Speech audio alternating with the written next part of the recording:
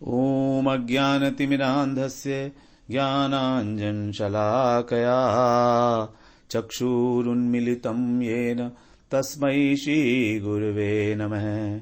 वाञ्छाकल्पतरुभ्यश्च कृपा सिन्धुभ्येव च पतितानां पावनेभ्यो वैष्णवेभ्यो नमो नमः। नमो महावदन्याय कृष्णप्रेमप्रदायते कृष्णाय कृष्ण चैतन्य नाम्ने गौरत्विषे नमः। हे कृष्ण करुणा सिंधो दीनबंधो जगत्पते गोपेश गोपिका कांत राधा कांत नमोस्तुते। तप्त कांचन गौरांगी राधे वृंदावनेश्वरी वृषभानुसुते देवी प्रणमामि हरिप्रिये।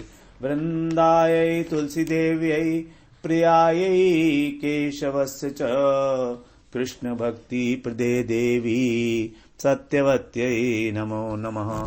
श्रीकृष्ण चैतन्य प्रभो नित्यानंद श्री अद्वैत गदाधर शिवसदि गौरभक्तवृंद। हरे कृष्ण कृष्ण कृष्ण हरे हरे हरे राम राम राम हरे हरे।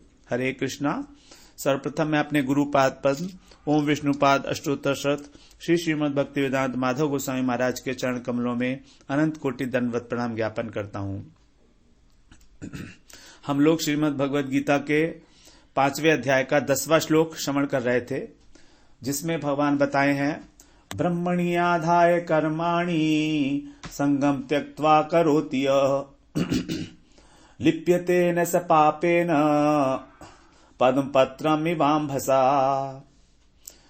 जो अर्जुन का एक इशू था कि उसको पाप लगेगा गुरु की हत्या करने से, स्वजनों की हत्या करने से, तो यहां पर भगवान ने कहा है लिप्यते न स पापेन, कि वह व्यक्ति पाप से लिप्त नहीं होगा। जैसे कि कमल का जो पुष्प है, कमल का जो पत्र है, वो कभी भी पानी से लिप्त नहीं होता।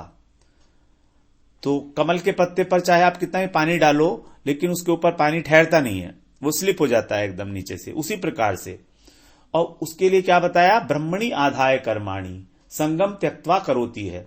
तो यहां पर यह श्लोक क्योंकि कर्म योग के प्रसंग में नहीं, कर्म संन्यास के प्रसंग में है, इसलिए हम लोग इसको कर्म संन्यास के लिए ही ले रहे हैं। अब यहां पर कहा संगम त्यक्त्वा, संगम त्यक्त्वा मतलब आसक्ति को त्याग कर, ये तो ठीक है। और ब्रह्मणि आधाय कर्माणि, ब्रह्म को समर्पण करता है। अब ब्रह्म को समर्पण कैसे करेगा? अगर हम यहां पर ब्रह्म का अर्थ भगवान की जो प्रतीति है वो लें तो इसका कोई अर्थ निकलता नहीं है, क्योंकि भगवान की 3 प्रतीतियां बताई थी, ब्रह्म, परमात्मा और भगवान। अब न तो तीसरे अध्याय में भगवान ने कह दिया था पहले ही, मयि सर्वाणि कर्माणि संन्यस्य अध्यात्म चेतसा, कर्मयोग के प्रसंग में, कि वो कर्मयोगी मुझको सारे कर्म अब समर्पित करता है। वे बात तो ठीक थी। अब परमात्मा को यहां पर समर्पण करने की बात ही नहीं की गई, ब्रह्म को समर्पण करने की बात की गई है। तो यहां पर ब्रह्म का अर्थ अगर हम प्रतीति लेते हैं भगवान की, तो उसमें तो कोई सत्ता ही नहीं है ब्रह्म की। ब्रह्म जो है ज्ञान है, केवल ज्ञान स्वरूप है, तो उसको समर्पित किया ही नहीं जा सकता। अगर हम उसको समर्पित करना समझें तो यह मतलब हुआ कि केवल मात्र हमने जान लिया कि ये कर्म हम नहीं कर रहे हैं, और यही ज्ञान को समर्पित हो गया। समर्पण करने के लिए एक वस्तु होनी चाहिए ना, जिसको हम समर्पण करेंगे। समर्पण करने के 2 तरीके हैं। या तो किसी एक वस्तु को हम समर्पण करेंगे, जैसे भगवान है, हमने भगवान को अर्पण किया, उसका कर्म का फल, वहां तक तो ये बात ठीक है। लेकिन अगर हम ये कहते हैं कि हम लोग केवल ये ज्ञान प्राप्त कर लिया हमने कि ये काम हम नहीं कर रहे हैं, अगर हम ब्रह्म का मतलब यहां पर ले ये वाला कि हमने ये बात समझ ली है तत्व के द्वारा, तत्व ज्ञान के द्वारा ये बात समझ ली है हमने कि ये काम हम नहीं कर रहे हैं, तो फिर काम तो हो रहा है। तो काम कौन कर रहा है? काम कर रहा है प्रकृति। तो इसका मतलब है प्रकृति ही काम कर रही है और वो प्रकृति को ही समर्पित है। तो जब हम ये बात को जान लेते हैं कि हमने ये जान लिया कि ये काम मेरे द्वारा नहीं हो रहा, प्रकृति ही प्रकृति के लिए काम कर रही है, अर्थात गुणा गुणेषु वर्तन्त, तो इसको हम कहेंगे कि ब्रह्मणी आधाय। क्योंकि भगवान ने 14वें श्लोक में यह बात बड़ी स्पष्ट रूप से की है। 14वें श्लोक में 14वें अध्याय में, 14वें श्लोक में नहीं, 14वें अध्याय के 3 श्लोक में भगवान ने कहा है, मम यो निर्महद ब्रह्म तस्मिन् गर्भम दधाम्यहम संभवै सर्वभूतानां ततो भवति भारत। हे अर्जुन, मम योनिर महद ब्रह्म, मेरी महद ब्रह्म रूप मूल प्रकृति, योनि मतलब मूल प्रकृति, जो मेरी महामाया, जो मेरी बहिरंगा शक्ति है, वो उसके अंदर मैं सभी भूतों की योनि है वो, अर्थात सभी भूतों का उत्पत्ति स्थान है, सभी भूतों का, सभी शरीरों का, क्योंकि शरीर सब प्रकृति के कार्य है। प्रकृति के द्वारा ही इस शरीर के जो तत्व हैं, 20 तत्व, 24 तत्व, वो निर्माण किए जाते हैं। 5 ज्ञानेन्द्रिय, 5 कर्मेंद्रिय, 5 महाभूत, 5 तन्मात्रा, मन, बुद्धि, अहंकार और चित्त, ये 24 तत्व प्रकृति के द्वारा किए गए निर्माण। तो इसलिए इस शरीर का जो उत्पत्ति स्थान है वो है प्रकृति, और उसमें ही भगवान, उसमें क्या करते हैं, भगवान चेतन जीवात्मा रूप गर्भ को स्थापन करते हैं। जब शरीर बन गया 24 तत्वों का, तब उसमें गर्भ को स्थापन करते हैं, चेतन तत्व को। यही चेतन तत्व है जीवात्मा। और उस जड़ शरीर के और चेतन आत्मा के संबंध से ही समस्त प्राणियों की उत्पत्ति होती है। तो यहां पर भगवान ने प्रकृति को ही महद ब्रह्म कहा है। तो यहां पर जो ब्रह्मणी आधाय कर्माणी है, इसमें हमें लेना होगा कि सारे के सारे कर्म प्रकृति को ही समर्पण करते हैं। आधाय का मतलब है आधार बनाकर। आधाय का मतलब एक्चुअली समर्पण, अर्पण कह दिया गया है, लेकिन आधाय का मतलब है आधार, कि इन सब कर्मों का आधार प्रकृति है, ब्रह्म है। तभी भगवान ने यहां पर अर्पण शब्द नहीं कहा है, आधाय कहा है। आधाय और अर्पण में अंतर है, सूक्ष्म अंतर है।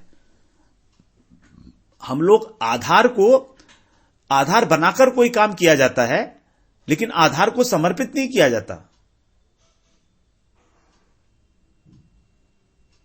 तो यहां पर ब्रह्म को आधार बनाकर, अर्थात प्रकृति को आधार बनाकर, ब्रह्मणी आधाय कर्माणी, उसको आधार बनाकर सारा कार्य करता है। मतलब उसमें कर्तापन का शेष भी नहीं है, उसमें कर्तापन नहीं है, क्योंकि अब कर्ता हो गया ब्रह्म, प्रकृति।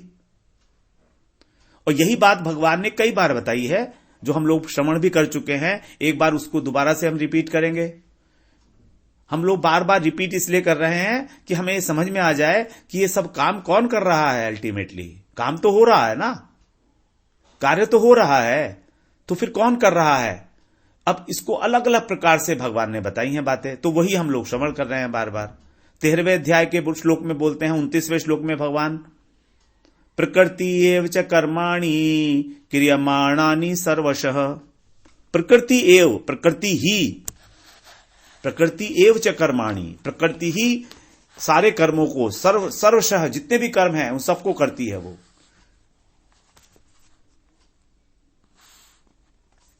तो प्रकृति ही इस प्रकार से कर्ता बनती है हर प्रत्येक वस्तु की। प्रकृति एव च कर्माणि, कि सब प्रकार से संपूर्ण कर्मों को, क्रियमाणानि का मतलब वर्तमान काल की क्रिया है ये, तो वही कार्य कर रही है लगातार प्रकृति। प्रकृति के अंदर क्रियाशीलता है, तो वही काम कर रही है लगातार। तो प्रकृति एव कर्माणि, वही काम कर, और कोई नहीं कर रहा है, आत्मा नहीं कर रहा है। प्रकृति एव च कर्माणि क्रियमाणानि सर्वशः, सब प्रकार के काम जितने भी हो रहे हैं, समष्टिगत, व्यष्टिगत, हमारे शरीर की क्रियाएं, मन की क्रियाएं, बुद्धि की क्रियाएं, अहंकार की क्रियाएं, सब वही कर रही है, A to Z। ये समझना होगा, क्योंकि प्रकृति के गुण ही सारे काम कर रहे हैं। फिर बताया गुणा गुणेषु वर्तन्त इति मत्वा न सज्जते, गुण ही गुणों में बरत रहे हैं। 3वें अध्याय के 28वें श्लोक में बोला। फिर 5वें अध्याय के 9वें श्लोक में बोल रहे हैं, इंद्रियाणि इंद्रियार्थेषु वर्तन्त इति धारयन्। अभी हमने श्रवण किया पीछे कि इंद्रियों ही इंद्रियों के अर्थों में बरत रही हैं। तो तीनों एक ही बात है, प्रकृति के द्वारा काम होना, गुणों के द्वारा काम होना या इंद्रियों के द्वारा काम होना, एक ही बात है तीनों। क्योंकि प्रकृति के ही विकार है गुण, और गुणों का विकार है इंद्रियां और मन बुद्धि इत्यादि। तो सांख्य योगी प्रकृति को कर्ता मानता है और उसमें आसक्त नहीं होता। इसलिए भगवान ने यहां पर संगम त्यक्त्वा को जोड़ दिया है, संगम त्यक्त्वा करोति है। तो इस प्रकार से सारे कर्म प्रकृति को ही समर्पित माने जाएंगे ब्रह्म कर्म सन्यासी के द्वारा। अब यह बात बिल्कुल क्लियर हो गई कि ब्रह्म को आधार बनाकर, अर्थात प्रकृति को आधार बनाकर ही स्वयं को अकर्ता मानते हुए तथा आसक्ति से रहित होकर करोति यह, जो काम करता है। तो ये जो श्लोक हुआ बिल्कुल कर्म सन्यासी के लिए ही हमारा बनता है एक प्रकार से। मंडूक उपनिषद में भी यही कहा गया है, सर्वम ही एतत् ब्रह्म, जगत की प्रत्येक वस्तु ब्रह्म की ही अभिव्यक्ति है। और जगत में जो भी वस्तु है वो सब प्रकृति की अभिव्यक्ति भी है, क्योंकि प्रकृति के ही कार्य हैं जगत में जितने भी हैं। भगवान स्वयं से कुछ भी नहीं करते हैं। भगवान अपनी जो महामाया है, उसको प्रकृति कहें, महामाया कहें, बहिरंगा शक्ति कहें, उसी के माध्यम से सारे कार्य करते हैं भगवान। तो जब सब कुछ ब्रह्म है, इसका मतलब यही है कि जो प्रकृति के जितने भी कार्य हैं, ये शरीर, मन, बुद्धि, अहंकार, इंद्रियां, जितने भी है सब ब्रह्म है। इसलिए उसको भगवान कहा ब्रह्मणि आधाय कर्माणि।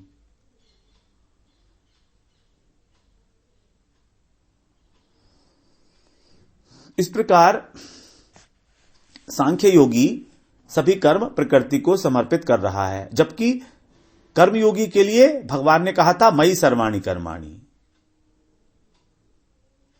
अर्थात मेरे को समर्पण कर।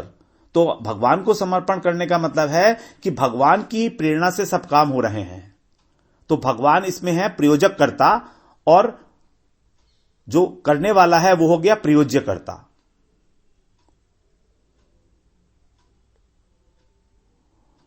तो इसलिए उसके अंदर भी किसी प्रकार का अभिमान नहीं रहता, कर्ताभिमान, कर्मयोगी के अंदर। अब इस प्रकार जो सांख्य योगी है और कर्मयोगी है, दोनों ही स्वयं को न तो कर्ता मानते हैं और न ही आसक्त होते हैं कर्मों के अंदर। तो क्रमशः सांख्य योगी प्रकृति को अर्पण करता है और कर्मयोगी भगवान को अर्पण करता है, और दोनों ही कमल के पत्र की भांति पाप और पुण्य दोनों से अलिप्त हैं, दोनों से। यहां पापेन का मतलब है पुण्य भी लेना पड़ेगा। इसमें उपमा जो दी गई है, इसमें जो कमल पत्र की उपमा दी गई है, तो इसमें जो हमारा अंतःकरण है वो तो है कमल पत्र। हमारा जो अंतःकरण है वो है कमल का पत्ता, और उसमें जो किए जाने वाले कर्म हैं, हमारे द्वारा जितने भी किए जाने वाले कर्म हैं वो सब हैं जो कितने क्रियमाण कर्म जिसको बोलते हैं, वो है जल। जिस प्रकार जल से कमल कभी भी लिप्त नहीं होता, उसी प्रकार जो भी कर्म हमारे द्वारा किए जा रहे हैं उनसे हमारा अंतःकरण, हमारी मन, बुद्धि, अहंकार, चित्त कभी भी लिपायमान नहीं होते। तो यद्यपि यहां पर पाप कह दिया गया है क्रियमाण कर्म को, क्रियमाण कर्म का मतलब होता है जो कर्म किए जा रहे हैं अभी में, वर्तमान में जो कर्म किए जाते हैं उसको बोलते हैं क्रियमाण कर्म।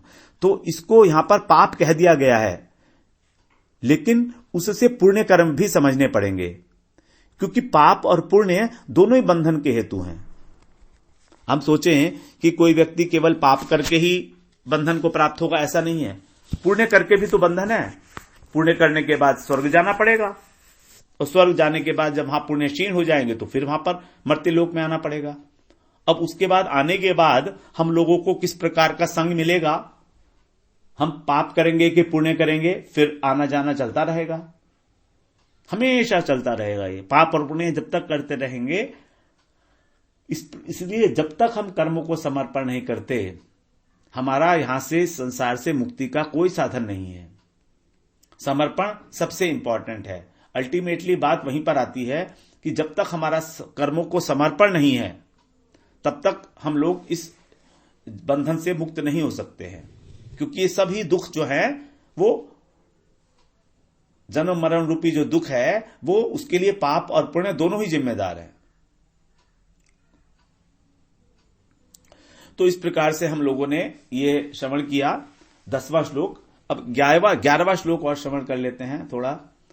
11वें में भगवान बता रहे हैं, कायेन मनसा बुद्ध्या केवलैरिन्द्रियैरपि योगिनः कर्म कुर्वन्ति संगम त्यक्त्वात्मशुद्धये। कायेन मनसा बुद्ध्या केवलैरिन्द्रियैरपि योगिनः कर्म कुर्वन्ति संगम त्यक्त्वा आत्मशुद्धये। योगी लोग, अब यहां पर बड़ा क्लियर है कि यह कर्म योगी के लिए है। क्यों कर्म करते हैं? चित्त शुद्धि के लिए, आत्मशुद्धि। आत्मशुद्धि का मतलब चित्त शुद्धि के लिए। और कैसे करते हैं? संगम त्यक्त्वा। संगम त्यक्त्वा का मतलब क्या है? आसक्ति को त्याग करके। और कार्य करने की विधि क्या है? अर्थात वो किस उपकरण का इस्तेमाल करते हैं, प्रयोग करते हैं कार्य करने के लिए। यहां पर 2 प्रकार से कर्मयोगी कर्म करता है, 2 प्रकार से। या तो कायेन मनसा बुद्धिया, शरीर के, मन के और बुद्धि के द्वारा, अथवा केवलैरिन्द्रियैरपि, कभी कभी मन से रहित होकर, मन का संयोग नहीं होने पर भी केवल इंद्रियों के द्वारा भी कर्म करता है। इस श्लोक में हम लोग 2 प्रकार से इसको श्रवण करेंगे। 2 प्रकार की व्याख्या बताई गई है इसमें। तो पहली व्याख्या यही है कि वो शरीर से, मन से और बुद्धि से तो काम करता है, लेकिन उसकी इंद्रियां कहीं अन्यत्र हैं। मतलब शरीर और मन और बुद्धि के द्वारा काम कर रहा है, अथवा केवल इंद्रियों के द्वारा कर रहा है। केवल इंद्रियों के द्वारा, उसमें मन नहीं है अभी उसका, लेकिन उसका उद्देश्य है आत्मशुद्धि का। तो यहां यह बात तो स्पष्ट हो गई कि कर्मयोग का फल है आत्मशुद्धि, चित्त शुद्धि, जिसके लिए कर्मयोगी कर्म करता है। तो हम लोग जनरली ऐसा जानते हैं कि हमारा जो भी काम करते हैं हमारा मन उसमें लगा होता है, संयोग होता है। लेकिन और मन का संयोग होने से अंतःकरण शुद्ध होगा ही होगा। जो हम लोग अर्पण कर भगवान को, कोई काम किया हमने और मन से, और फिर मन से ही उसको भगवान के अर्पण किया, तो शुद्ध कौन होगा? मन। और यही हमारा उद्देश्य। ये तो बिल्कुल आइडियल प्रोसेस है। लेकिन कभी कभी हम लोग कर्म तो करते हैं शास्त्र विहित, मतलब जो शास्त्रों में कहे गए हैं काम, वही काम करते हैं, लेकिन हमारा मन कहीं और होता है। हमारा मन वहां नहीं होता। जैसे अगर हम हवन करते हैं, कई बार यज्ञ वगैरह करते हैं, तो हम लोग वाणी से बोलते रहते हैं, इंद्राय स्वाहा, इंद्राय स्वाहा, इंद्राय स्वाहा। आहुति दे रहे हैं, लेकिन मन नहीं है। केवल कर्मेंद्रियों के द्वारा कर्म हो रहा है। हम वहां पर बैठे हैं और हाथ जो है वो स्वाहा स्वाहा कर रहा है, आहुति दे रहा है। मन कहीं और घूम रहा है। मन कहीं और घूम रहा है। इसीलिए बोला केवलैरिन्द्रियैरपि, कि केवल इंद्रियों के द्वारा यह काम हो रहा है। तो जब केवल इंद्रियों के द्वारा काम हो रहा है, तो भी क्योंकि हमारा उद्देश्य आत्मशुद्धि का है, इसलिए आत्मशुद्धि होगी। हम लोग भजन भी करते हैं, आरती करते हैं, माला करते हैं, तो भी हम लोग देखते हैं हमारा मन बिल्कुल नहीं होता उसमें। इंद्रियों के द्वारा काम संपन्न हो रहा है। तो क्या हमारा हृदय शुद्ध नहीं होगा? होगा, क्योंकि वस्तु की एक अपनी शक्ति होती है। अगर हम बिना जाने और बिना मन से जहर खा लेंगे, तो जहर तो हमको मारेगा ही मारेगा। वो ये परवाह नहीं करेगा कि तुम लोग इसको नहीं जानते थे या तुम इसको चाहते नहीं थे मन से खाना। तुम बिना मन के समझ रहे थे तो भी, बिना मन के खाएंगे तो भी होगा ऐसा। जैसे हम लोग स्कूल में जाते हैं, स्कूल में हम जाते हैं, कॉलेज में हम जाते हैं, तो क्या हम मन से जाते हैं? हम तो कोई मन से नहीं जाते। हम लोग इतने इतने वर्ष तक पढ़ाई किए, उसके बाद भी और मन लगा के तो करे नहीं, बिना मन लगाए किए। लेकिन एग्जाम पास कर लिया और फिर पढ़ लिख के नौकरी वोकरी भी करने लगी, सब कुछ मिल गया। हमारा मन नहीं था वहां। क्यों? ये कैसे पता लगा हमारा मन नहीं था? क्योंकि जब हमने एग्जाम क्लियर कर लिया तो हमने मुंह उठा के दोबारा स्कूल की तरफ देखा भी नहीं एक बार। हम वहां पर 6ठी क्लास से लेके 12वीं क्लास तक पढ़े, 7 साल लगातार। 7 साल तक हमारे को अभ्यास हुआ हमारे पैरों को कि चल के स्कूल रोज जाना है, रोज जाना है। और जैसे ही वहां से 12वीं का रिजल्ट मिला, उसके बाद हमने एक बार भी वहां पर जाकर नहीं देखा। अभ्यास हमारा पढ़ा ही नहीं, क्योंकि हमारा मन नहीं था उसमें। हमारा अभ्यास उसी चीज का पड़ता है जिसमें मन होता है। लेकिन हमने पढ़ाई लिखाई भी की, सब कुछ किया, रिजल्ट भी मिला हमको उसका पढ़ाई लिखाई का। तो मन ना होने पर भी हमको रिजल्ट मिला, हमको सक्सेस मिली। तो मन का होना ही किसी क्रिया के अंदर बहुत इंपॉर्टेंट नहीं है। हम लोग जनरली ये शिकायत करते हैं कि हमारा भजन में मन नहीं लग रहा है, और वास्तव में नहीं लगता है। तो इसका यह मतलब बिल्कुल नहीं है कि उनको फल नहीं मिलेगा, यह मतलब बिल्कुल नहीं है इसका। हां, अगर मन लगेगा तो बहुत शीघ्र उन्नति होगी, वो अलग बात है, बहुत शीघ्र होगी, लेकिन फल तो मिलेगा ही मिलेगा। फल मिलने का जो डिपेंड करता है वो अभ्यास से डिपेंड करता है। इस कॉलेज वाली एग्जाम्पल बिल्कुल ठीक बैठती है। अगर हम बिना मन के भी खाना खाएंगे तो पेट तो भरेगा ही। तो इस प्रकार बता रहे हैं केवल इंद्रियरपि, क्योंकि उसका उद्देश्य है ना, स्कूल में विद्यार्थी का उद्देश्य है कि एग्जाम क्लियर करना है, तो एग्जाम क्लियर कर लेगा बिना मन के पढ़ाई करने के बाद भी, बिना मन के। और मन लगा के पढ़ेगा तो बहुत अच्छे नंबर से पढ़ेगा, बहुत नंबर से पास होगा, अच्छे नंबर से, क्योंकि उद्देश्य है अंतःकरण की शुद्धि। अब इस श्लोक का एक दूसरी प्रकार से भी अर्थ किया गया है। उसमें ऐसा बताते हैं कि जो कर्मयोगी केवल इंद्रियों से, मन से, बुद्धि से और शरीर के द्वारा भी उसमें अपनी आत्मा का संयोग न करते हुए केवल इन 4 चीजों से काम करता है, शरीर से, मन से, बुद्धि से और इंद्रियों से, उसमें अपनी आत्मा को संयोग नहीं करता कि मैं करता हूं। आत्मा को प्रत्यक्ष रूप से अलग महसूस करता है वो, अर्थात कर्तापन का भाव उसके अंदर नहीं है, अर्थात उसको आत्म और अनात्म विवेक की प्राप्ति हो गई है। और संगम त्यक्त्वा, और आसक्ति भी नहीं है, संगम त्यक्त्वा, आसक्ति भी नहीं है उसको। तो फिर उसका उद्देश्य भी यही है, आत्मशुद्ध है। तो वो व्यक्ति आत्मा को अकर्ता के रूप में देख रहा है। तो यहां पर इस प्रकार से ये वाला जो श्लोक है कर्म सन्यासी के लिए हो जाता है, अगर हम इस प्रकार का अर्थ लेते हैं। तो पहले वाले में कर्मयोगी के लिए था, पहला वाला जो अर्थ था उसके अंदर क्या था कि वो केवल इंद्रियों से कार्य कर रहा है, मन का संयोग नहीं है, तो भी उसकी आत्मा की शुद्धि हो रही है। यहां पर वो आत्मा का संयोग नहीं कर रहा है, ये नहीं कह रहा है कि ये सब काम मैंने किया। केवलई में बहुवचन है। बहुवचन का मतलब है कि उसके अंदर मन और बुद्धि भी आ जाएंगे, क्योंकि इंद्रियों का विशेषण है ना ये, केवलई इंद्रियरपि। तो अगर हम केवल इससे इंद्रियां समझेंगे कि भगवान केवल इंद्रियों से आसक्ति का त्याग करने के लिए कह रहे हैं, मन और बुद्धि से नहीं कह रहे हैं, तो ये तो संभव है नहीं बात। क्योंकि आसक्ति का त्याग, ममता का त्याग तो सभी से करना है, मन से भी, बुद्धि से भी, इंद्रियों से भी, शरीर से भी, सबसे करना है। तो यहां पर केवलई शब्द बहुवचन होने के कारण अगर हम इसका अर्थ ये ले कि भगवान केवलई इंद्रियरपि संगम त्यक्त्वा, कि केवल इंद्रियों से आसक्ति का त्याग, ऐसा नहीं है, हमको सभी चीजों से आसक्ति का त्याग करना है।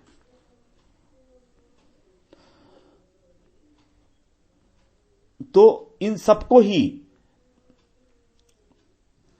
अगर वो अपना मानेगा तो आसक्ति नहीं मिट सकती है। अगर इंद्रियां मन बुद्धि को अपना मानेगा तब आसक्ति नहीं मिट सकती उसकी, क्योंकि वो तो फिर इन्हीं का पोषण करता रहेगा ना। हम लोग कर्म क्यों करते हैं?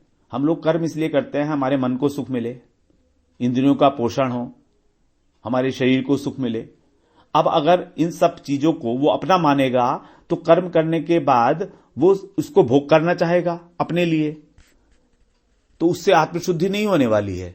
आत्मशुद्धि तभी होगी जब इन सब वस्तुओं को भगवान का मानेगा। वो इन सबको वो भगवान का मानने के बाद भगवान की सेवा के उपकरण मानेगा कि उन्हीं की वस्तु है, उन्हीं को समर्पित करनी है। तो अगर अर्पण की भावना करने से हमारा शरीर के प्रति जो आसक्ति है वो भी कम हो जाती है, और आसक्ति कम होने के बाद धीरे धीरे कर्तापन का भाव तभी कम होगा जब शरीर के प्रति आसक्ति कम होगी। आसक्ति दो प्रकार की, एक तो पदार्थों के प्रति और एक शरीर के प्रति। शरीर के प्रति आसक्ति से हमारा कर्तापन का भाव प्रबल होता है, और पदार्थों के प्रति आसक्ति से हमारा हृदय शुद्ध होता है, आसक्ति कम होने से। तो अंतःकरण की शुद्धि का बेसिकली अर्थ है आसक्ति का नाश, ममता का त्याग। तो पहले आसक्ति होगी, उसके बाद फिर हमारा देहाभिमान दूर होगा। हमारे अंतःकरण की अशुद्धि यही है। अगर हम इसमें अपनापन नहीं रखेंगे तो हमारा जो देहाभिमान है वो कम हो जाएगा, कर्तापन का भाव हमारा कम हो जाएगा अगर हम इसमें अपना नहीं माने। तो इस प्रकार अगर हम केवल ही शब्द का अर्थ इस प्रकार से करेंगे तो फिर ये वाला जो श्लोक है, तभी ये सांख्य योगी के लिए चरितार्थ होता है, ये वाला श्लोक। क्योंकि सांख्य योगी पहले अकर्ता बनता है, पहले अहंता का त्याग करता है और बाद में आसक्ति का त्याग करता है। यहां पर आसक्ति को बाद में कहा है, यहां पर बताया ना, कायेन मनसा बुद्धिया केवल इंद्रियरपि, यानी कि वो केवल इनसे काम करता है, आत्मा से नहीं करता। यानी कि शरीर के द्वारा समझ रहा है वो काम कर रहा है। फिर संगम त्यक्त्वा, फिर वो जब आसक्ति को छोड़कर काम करता है तो वो सांख्य योगी भी आत्मशुद्धि के लिए ही प्रयत्न करता है। क्योंकि आत्मा की जो शुद्धि है, अंतःकरण की जो अशुद्धि है, वही है आसक्ति और कर्तापन। चाहे कर्म योगी हो, चाहे कर्म सन्यासी हो, चाहे सांख्य योगी हो, दोनों का उद्देश्य एक ही है।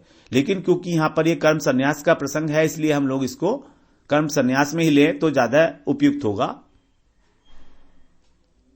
तो कुछ व्याख्याकारों ने, कुछ संतों ने इसकी कर्मयोग के अनुसार व्याख्या की है और कुछ लोगों ने कर्म सन्यासी के लिए, लेकिन दोनों ही ठीक है।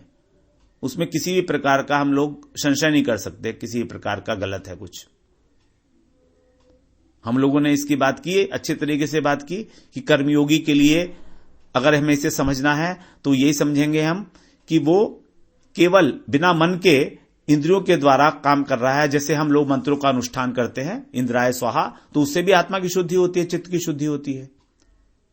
और ज्ञान योगी जो है केवल इंद्रियों के, मन के, बुद्धि के द्वारा काम कर रहा है, आत्मा को अकर्ता देखते हुए और आसक्ति के से रहित होकर, तो वो भी वही बात हो गई। लेकिन क्योंकि इसमें पहले अकर्ता बोला गया, पहले इसमें आसक्ति का नाश नहीं बताया, पहले बोला गया कि स्वयं को अकर्ता और तब उसके बाद आसक्ति नाश। तो ये इसलिए कर्म सन्यासी के लिए ज्यादा उपयुक्त लग रहा है, ऐसा ये वाला श्लोक। ठीक है, फिर कल को हम लोग 12वां श्लोक श्रवण करते हैं। वांछा कल्पतरुभ्यश्च कृपा सिंधुभ्य एव च पतितानां पावनेभ्यो वैष्णवेभ्यो नमो नमः।